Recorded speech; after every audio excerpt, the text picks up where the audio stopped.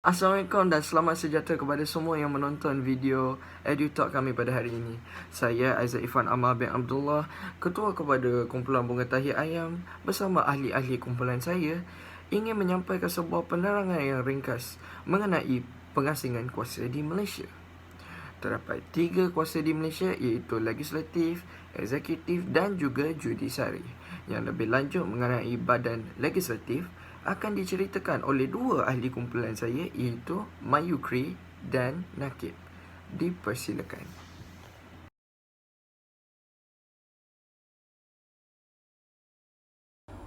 Salam sejahtera diucapkan kepada para penonton. Saya akan meneruskan penerangan kumpulan kami mengenai legislatif. Legislatif dikenali sebagai satu badan perundangan yang merupakan parlimen dan juga Dewan Undangan Negeri DUN. Legislatif juga adalah antara jentera dalam amalan kerajaan demokrasi yang mengumbal undang-undang dalam sesebuah negara. Dewan Perundangan merupakan satu badan yang mempunyai kuasa untuk meluluskan undang-undang. Perbezaan antara satu negara dengan negara lain di sesebuah negara moden pada hari ini bergantung kepada bagaimana perlembagaan negara itu dibentuk. Kuasa perundangan di Malaysia telah ditetapkan perkara 44 iaitu Perlembagaan Malaysia.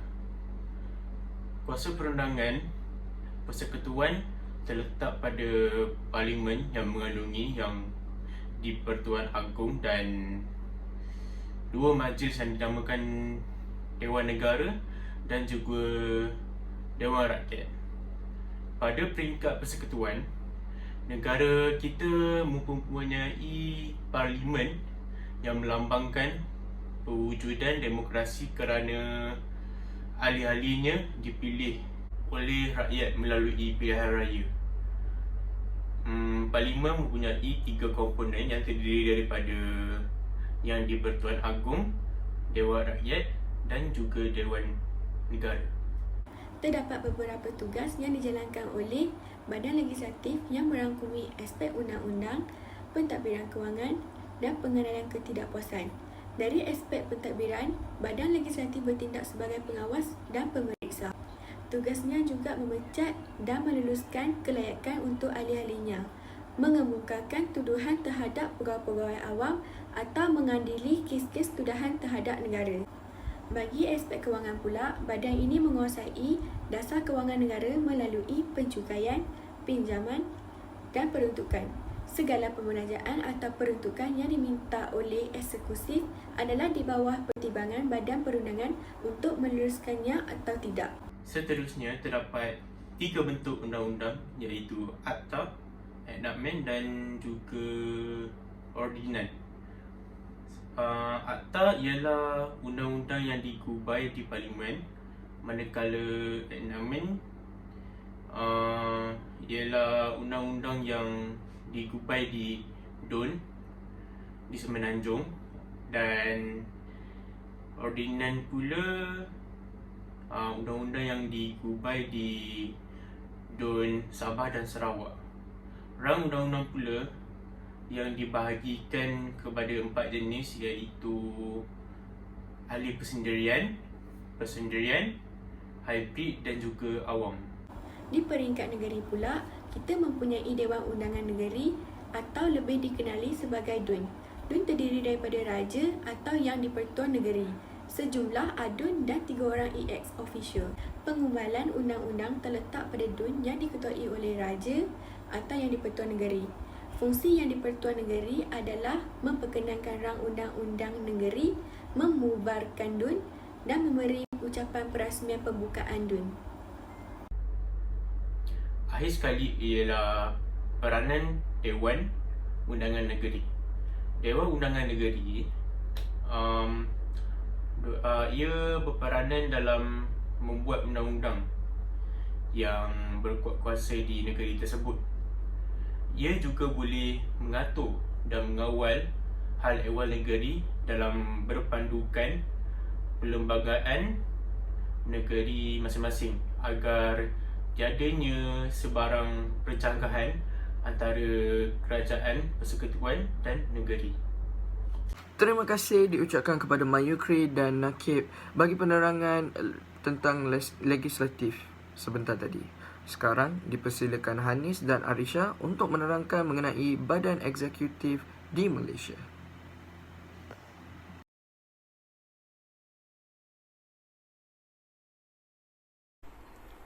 Secara ringkasnya, eksekutif adalah badan yang menjalankan pentadbiran sesebuah negara.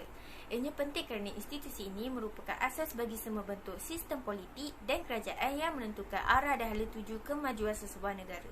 Badan kuasa eksekutif adalah nadi kepada segala kegiatan politik di negara ini. Badan eksekutif pula merupakan kumpulan yang memberi dan menerima arahan.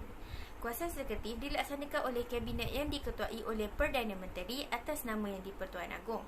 Kabinet terdiri daripada menteri-menteri yang dilantik oleh Yang di-Pertuan Agong atas nasihat Perdana Menteri. Aspek yang dipertanggungjawabkan oleh badan eksekutif termasuklah mentadbir negara, perhubungan diplomatik, badan pengampun dan merangka dasar persekutuan. Bagi melicinkan lagi jentera pentadbiran, kementerian dipecahkan kepada beberapa jabatan di mana ketua bagi setiap jabatan ialah pentadbir yang berkhidmat sebagai penjawat awam. Manakala dalam aspek perhubungan diplomatik, ketua eksekutif akan mewakili negara dalam mengadakan perhubungan dengan negara luar. Mereka lah yang akan membincangkan masalah dunia ataupun masalah serantau. Di Malaysia, kuasa eksekutif dijalankan secara berperingkat iaitu pentadbiran persekutuan, kerajaan negeri dan juga kerajaan tempatan. Peringkat-peringkat seumpama ini dapat menjamin pengagihan kuasa dan pelaksanaan kerja yang lebih efisien.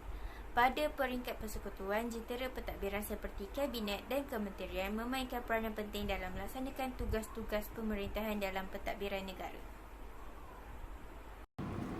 Di peringkat negeri pula, Perlembagaan Persekutuan Malaysia memperuntukkan bahawa kuasa eksekutif peringkat negeri di setiap negeri dijalankan oleh Raja, Sultan atau Yang di-Pertua Negeri. Antara kuasa-kuasanya ialah melantik Menteri Besar atau Ketua Menteri dan mempersetujui atau tidak mempersetujui permintaan membubarkan Dewan Undangan Negeri. Bagi negeri-negeri di Semenanjung Malaysia, pentadbiran pada peringkat daerah diketuai oleh pegawai daerah dan dibantu oleh beberapa orang penolong pegawai daerah. Beberapa mukim di dalam daerah pula ditadbir oleh penghulu. Di Sarawak, struktur pentadbiran daerah terbahagi kepada 4 iaitu bahagian yang ditadbir oleh residen, daerah yang ditadbir oleh pegawai daerah, daerah kecil yang ditadbir oleh pegawai anak negeri dan kampung yang ditadbir oleh penghulu. Di Sabah pula, terdapat 2 peringkat pentadbir daerah iaitu daerah yang ditadbir oleh pegawai daerah dan dibantu oleh ketua anak negeri. Yang kedua ialah kampung yang ditadbir oleh ketua kampung dan dibantu oleh orang tua.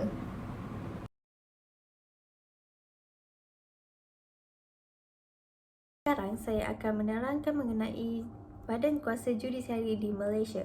Judisiari merupakan badan yang dipertanggungjawab untuk mentafsir dan juga melaksanakan undang-undang. Fungsi kehakiman adalah untuk mentafsir perlembagaan dan undang-undang yang diluluskan oleh Parlimen bagi mengisytiharkan sah atau tidak sah sebarang undang-undang atau tindakan. Baiklah, antara tanggungjawab badan kehakiman adalah untuk mengadili tindakan sivil, mengisytiharkan undang-undang yang tidak sah dan juga mentafsir undang-undang. Badan kehakiman juga boleh meletakkan hukuman yang tertentu bagi kes yang dihadapkan dan juga dibicarakan di mahkamah sama ada kes jenayah maupun sivil. Selain itu, badan kehakiman juga bertanggungjawab dalam menilai atau mentafsirkan undang-undang itu dan juga boleh menetapkan hukuman yang setimpal kepada mereka yang melanggar undang-undang tersebut. Di Malaysia, sistem undang-undang telah dibahagikan kepada beberapa pecahan termasuklah undang-undang sivil, adat, agama, sosialis dan antarabangsa. Sumber undang-undang juga dibahagikan kepada beberapa sumber iaitu undang-undang statut, kod sivil, undang-undang bukan statut dan undang-undang kes. Seterusnya ialah sistem dan corak kehakiman di Malaysia. Sistem kehakiman Malaysia adalah berbentuk persekutuan.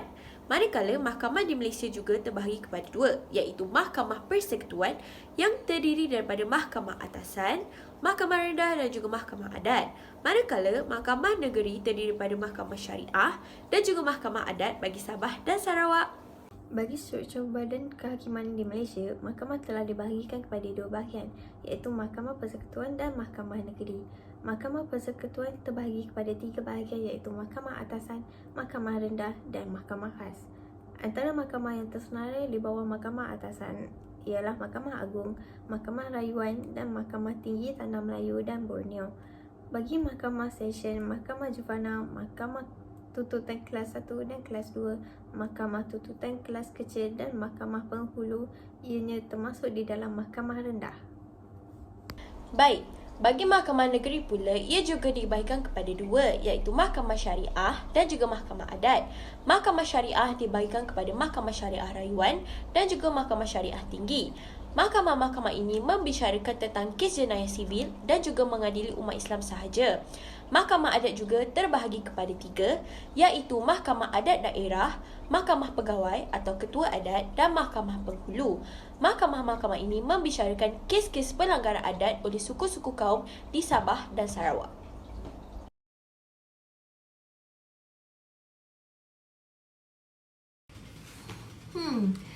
Berdasarkan penerangan pengasingan badan kuasa yang telah wujud sejak beberapa tahun dahulu, adakah ianya masih relevan untuk digunakan pada masa kini? Jawapannya, ya. Ia masih relevan kerana pengasingan badan-badan kuasa dapat mengelakkan pertindihan bidang kuasa. Hal ini supaya pihak yang sama tidak terlibat dalam pengurusan lebih daripada satu kuasa, contohnya orang yang sama memegang dua kuasa yang berbeza. Selain itu, dapat juga mengelakkan penyalahgunaan kuasa. Hal ini dapat mengelakkan penyelewengan dalam menguruskan kuasa sehingga menyebabkan undang-undang hanya memihak dan menguntungkan pihak pemerintah dan akan berlakunya penindasan terhadap rakyat. Perasingan kuasa juga dapat membolehkan setiap badan untuk bertindak tanpa diganggu atau dipengaruhi oleh badan-badan lain. Setiap badan kuasa mempunyai tanggungjawab masing-masing. Contohnya dalam badan judisiari, itu kehakiman, ia dapat menjaga keselamatan negara daripada ancaman musuh atau pengkhianat yang datang kepada negara kita. Jika sekiranya sesebuah negara tidak mempunyai undang-undang, negara tersebut tidak akan aman. Konsep pengasingan badan kuasa juga dapat menjamin kepentingan dan hak rakyat di negara tersebut. Berlakunya demikian kerana kuasa pemerintahan di negara ini dipilih oleh rakyatnya sendiri melalui pilihan raya umum yang diadakan 5 tahun sekali. Selain itu, dapat juga mengeratkan hubungan diplomatik dengan negara luar. Oleh yang demikian, Malaysia akan menjadi negara yang maju di seluruh pelosok dunia dengan adanya bidang-bidang yang bertanggungjawab, terutamanya dalam bidang politik. Pengasingan kuasa juga dapat menyatu padukan rakyat serta mengelakkan pergaduhan sesama rakyat. Ini terbukti di mana badan kuasa judisiari penting kerana mereka memegang tanggungjawab untuk menjatuhkan hukuman kepada mereka yang bersalah. Dengan adanya undang-undang berikut, maka rakyat akan takut untuk menimbulkan masalah dan pergaduhan yang besar. Perasingan kuasa juga membolehkan ada badan yang bertanggungjawab dalam menguruskan aspek merangka dasar persekutuan. Jika tidak badan tersebut, siapa yang akan merangkakannya? Dalam topik perasingan kuasa juga menyebut tentang parlimen yang mengandungi YDP Agung.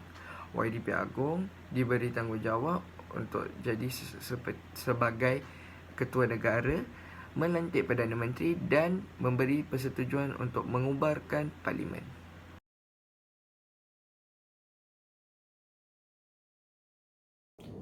Akhir sekali ialah demokrasi. Demokrasi ialah suatu bentuk kerajaan dengan kuasa mengubal undang-undang dan struktur kerajaan yang ditentukan oleh rakyat. Dalam sistem demokrasi, undang-undang digubal sama ada oleh rakyat atau wakil yang dipilih oleh rakyat. Sebuah negara atau kerajaan yang mengamalkan sistem demokrasi dipanggil negara atau kerajaan yang demokratik.